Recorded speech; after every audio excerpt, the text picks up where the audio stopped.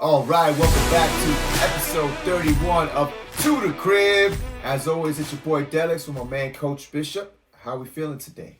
Oh, we're feeling good, man. Excited. We're going to get everybody ready for this Thursday night football game that we got coming up. It's kind of, two teams that don't have a lot going for them right now. You got the Panthers going to take on the Bears. Not a super exciting game. There are a couple storylines here to talk about. But, definitely ready to give everybody all the information they need for this game.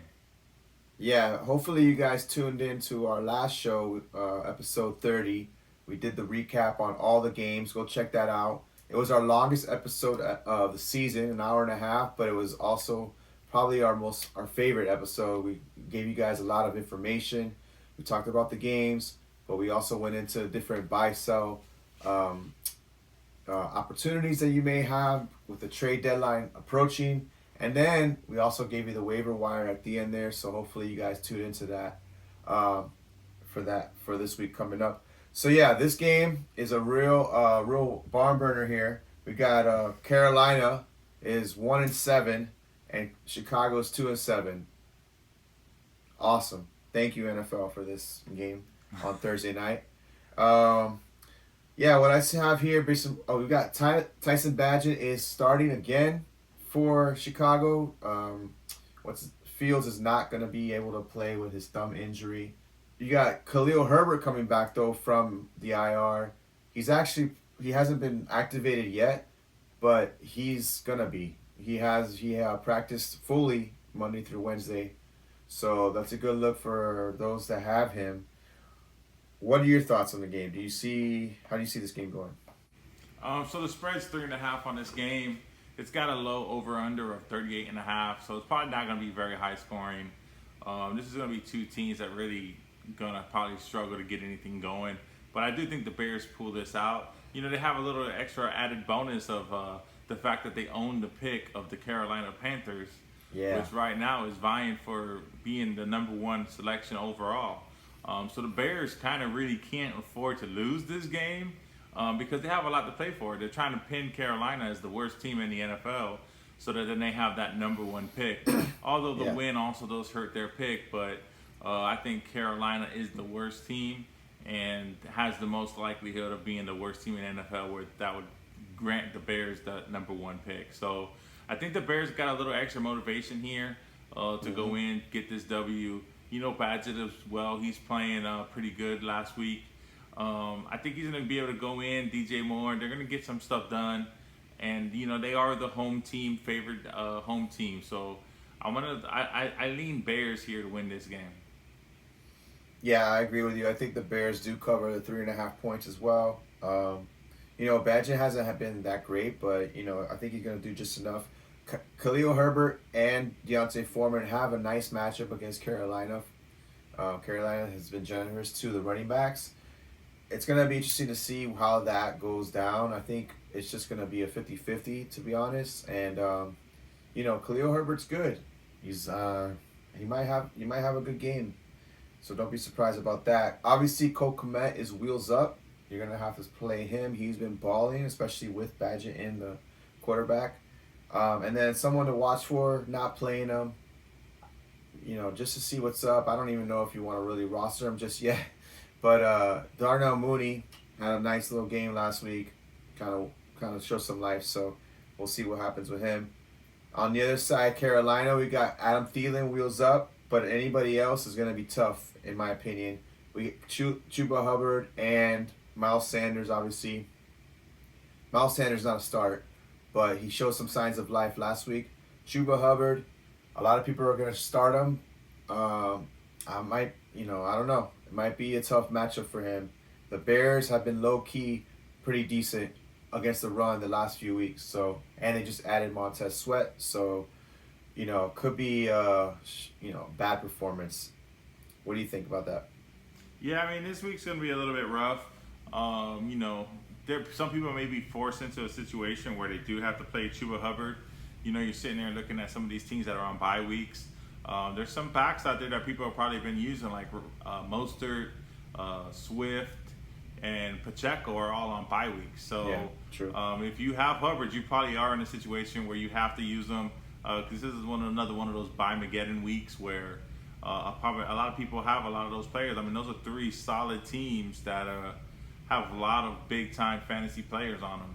Between the three, the Chiefs, the Eagles, and the Dolphins, and then even the Rams are the other team on the bye, and you still got Cooper Kupp and Puka Nacua. So there's a lot of big names out there that aren't available to you this week. So yeah, I can see a situation where you may just have to roll out Chuba. I mean, I'm having to do it in one of my leagues, so it kind of is what it is. But yeah, I don't like the play, but it's Mageddon this week again. So hear me out though. If for any reason you do have Chuba Hubbard, and you decide that you're not gonna play him, you're gonna put him on the bench, you might as well just drop him right now. Listen to the schedule coming up. Ready?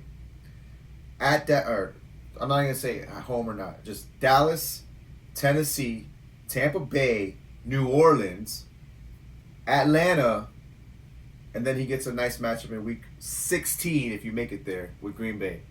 But that little stretch right there, those 5 games, it's enough for me to be like 16, Green Bay's got a pretty decent defense as well. I mean, yeah. So that's what I'm saying. Like, if you have him on your team and you don't want to play him this week, it's probably wiser to just cut bait. Yeah. And because you're not gonna play him in those matchups. I don't see. Right. That's very true. No reason to hold that spot. I mean, you're holding it for nothing. And then he's just gonna burn it all week when you could probably use it to pick up anything. Dolphins D might be, all these defenses might be, someone might have just dropped them for the bye week. Pick one of those up maybe. Yeah, all of that makes sense. But yeah, I see your point here with potentially dropping Chuba. I mean, if you're using him this week, maybe after this week, you can drop him next week. Maybe he's just somebody you just throw out there.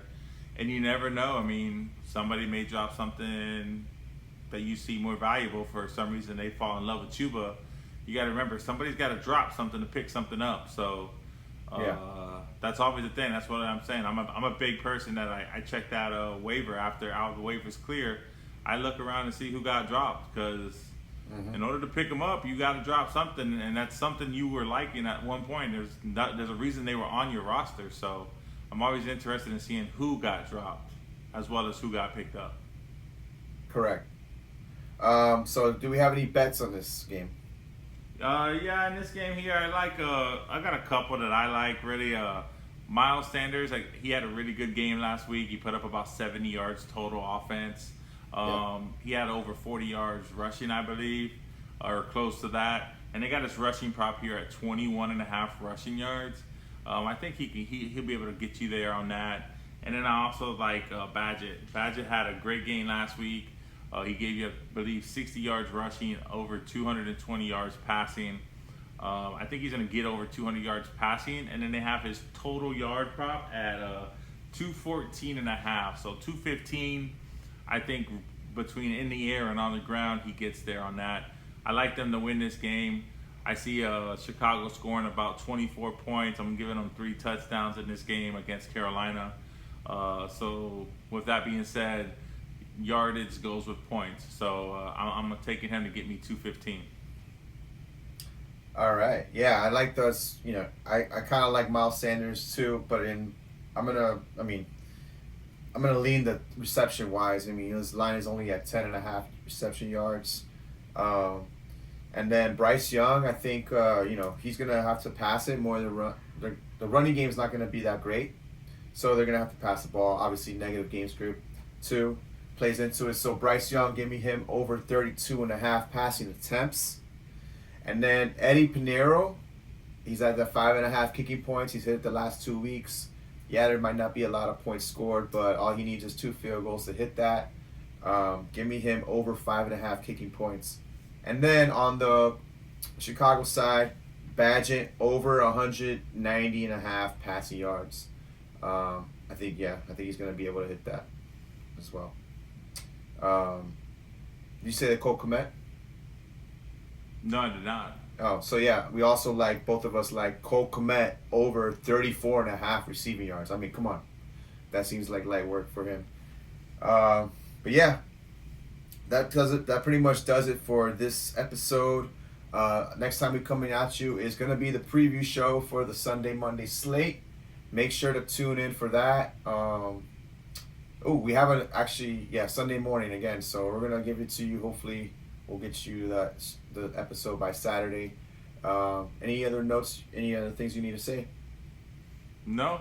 Thank y'all very much for tuning in. Like, subscribe, follow us on everything: Instagram, Facebook, To the Crib Podcast, our YouTube channel. Make sure you subscribe to that as well.